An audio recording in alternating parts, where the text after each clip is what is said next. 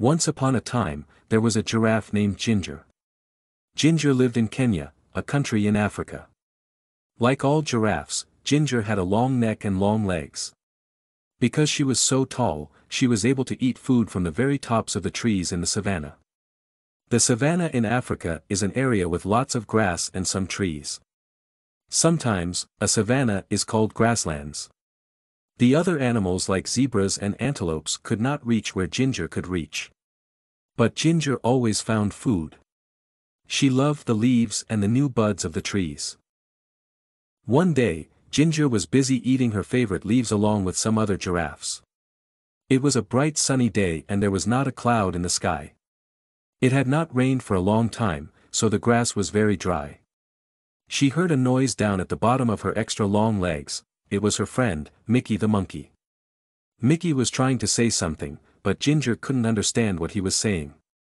He looked very tired. "What's wrong?" asked Ginger. Ginger was a very kind giraffe and wanted to help everyone.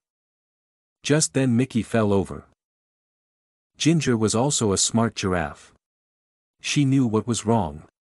Mickey couldn't find anything to eat and he was very hungry. Ginger nibbled some fresh, tender leaves and buds from the top of the tree where she was eating. She dropped some of the leaves and buds to the ground near where Mickey was. Then she nudged him a little with the hoof at the bottom of one of her very long legs. "Wake up, Mickey," said Ginger. "I found something for you to eat." Slowly Mickey sat up and ate a little. After a while, when Mickey was feeling better, Ginger asked him, "What's happened, Mickey? Why are you so hungry? Why can't you find anything to eat?" Mickey said, "It hasn't rained for so long and now there's no more food." "That's not good," said Ginger. "What's happening with the other animals?" "No one knows what to do," answered Mickey. "All the zebras and the antelopes and the elephants are getting worried about the dry grass. Some of them are thinking about leaving the savanna and trying to reach the jungle." "That's a long trip," said Ginger.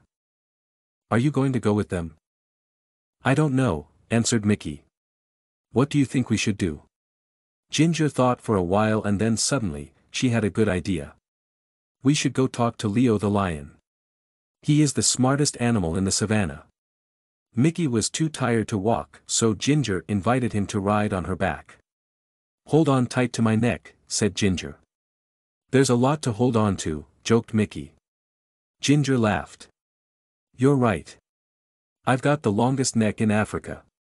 So they started their journey across to the other side of the savanna to look for Leo. Ginger and Mickey were in luck.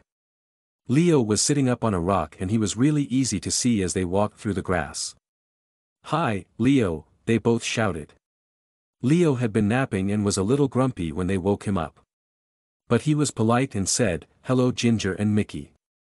Why did you walk the whole way across the savanna? Just to wake me up?" But he was joking, he had a smile on his face.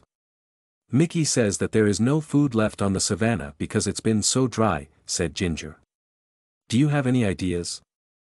Leo thought for a while. He said, "There's nothing we can do about the rain. It will come soon, but we can't be sure when it will arrive. When the rain comes, all the plants will grow again and there will be lots of food for everybody." He thought a little longer. "The only thing I can think of is for everyone to move closer to the forest," he continued. "There will be more things to eat here, but I know it's a long trip and it will not be very easy. It might take days to get there." Ginger and Mickey looked at each other and then looked back at Leo. "Thank you, Leo," said Ginger. "It's probably best if they all try to get closer to the jungle." They said goodbye and then walked back across the savanna. Now they needed to gather all of the animals together to start the long journey. Ginger didn't need to go along because she had plenty of food in her high trees. But she was a good friend and wanted to help as much as she could. They walked towards her favorite trees and guess what she and Mickey saw? All of the animals were already gathered there and waiting for Ginger and Mickey. "Why are you all here?" asked Ginger. "Eddie the eagle told us that you're taking us to the edge of the jungle," said one of the zebras. "How did he know?" asked Mickey. "He heard you talking with Leo," said one of the antelopes. "So you've all decided to try to walk together to the jungle?" asked Ginger. "Yes," they all answered. "If you'll help us to get there," added one of the elephants. "Of course, I'll help," said Ginger. "I'm your friend." So they started on their big journey across the savannah to the jungle. The sun was so hot and there was no food and no place to get a drink of water. And then they heard it. It was thunder. "Thunder," they all shouted. Thunder was very scary to the animals of the savannah. Can you guess why? Fire. Sometimes the lightning hits the dry grass and the whole savannah catches fire. Then everyone has to run. And that is exactly what happened. "Fire," they shouted. They could smell it. And now they could see it. The fire was coming towards them. Ginger had to think fast. Because she was so tall she could see farther than any of the other animals. She stretched her long neck up as far as she could. Now she could see a place where there was no fire. "Quick," she said. "Everyone run this way." All of the animals followed her and ran as fast as they could. Soon, they were out of danger. They stopped and gathered together one more time. "Is everyone here?" Ginger asked. She wanted to make sure they were all safe. All the animals looked around, they were all there. And then the most wonderful thing happened. "I felt a drop," said a zebra. "Me too," said an antelope. It was rain. Finally. Everyone was very happy. It started to rain a little more and then a little more. The rain put out the fire so they didn't have to run. And the rain filled their watering holes and made the plants grow again, so they didn't have to make that long trip to the edge of the jungle. Everyone would soon have enough food and water.